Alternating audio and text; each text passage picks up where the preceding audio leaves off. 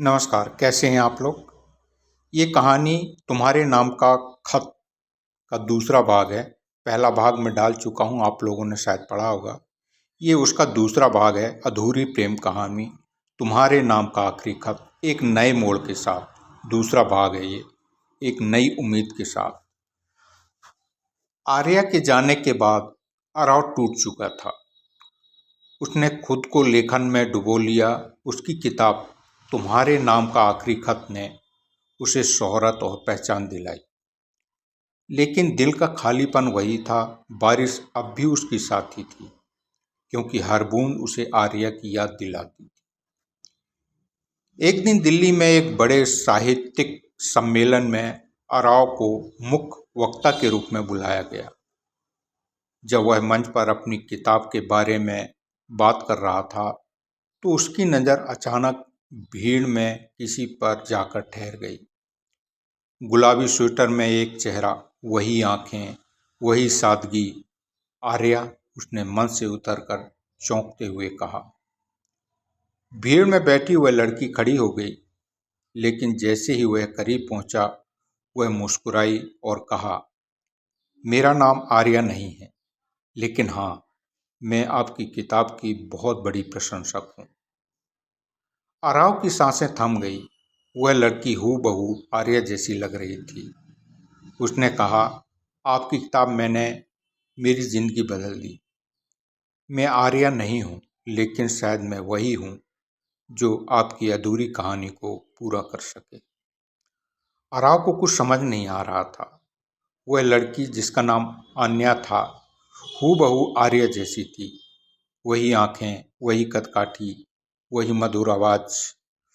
उससे मिलने के बाद आराव की जिंदगी में धीरे धीरे एक उम्मीद की किरण जागने लगी। लेकिन आराव के दिल में अब भी आर्या की यादें जिंदा थीं। कुछ महीने बाद आराव को एक चिट्ठी मिली।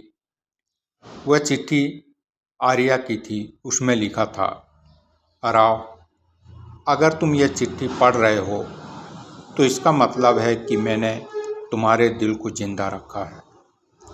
मैं जानती हूँ हमारी कहानी अधूरी रह गई थी, लेकिन मैंने तुम्हारी किताब पढ़ी और मुझे खुशी है कि तुमने हमारे प्यार को अमर बना दिया। लेकिन एक आखिरी सच है जो मैं तुम्हें बताना चाहती हूँ। मैं तुम्हारे जीवन से इसलिए गई थी क्योंकि मैं एक गंभीर बीमारी से जूझ रही थी। मैं नहीं चाहती थी कि तुम मुझे टूटते हुए देखो, इसलिए मैंने दूर जाने का फैसला किया। अगर तुम्हें फिर से प्यार करने का मौका मिले तो उसे मत छोड़ना, क्योंकि मैं हमेशा तुम्हारे साथ हूँ, तुम्हारी यादों में। हमेशा तुम्हारी, आर्या।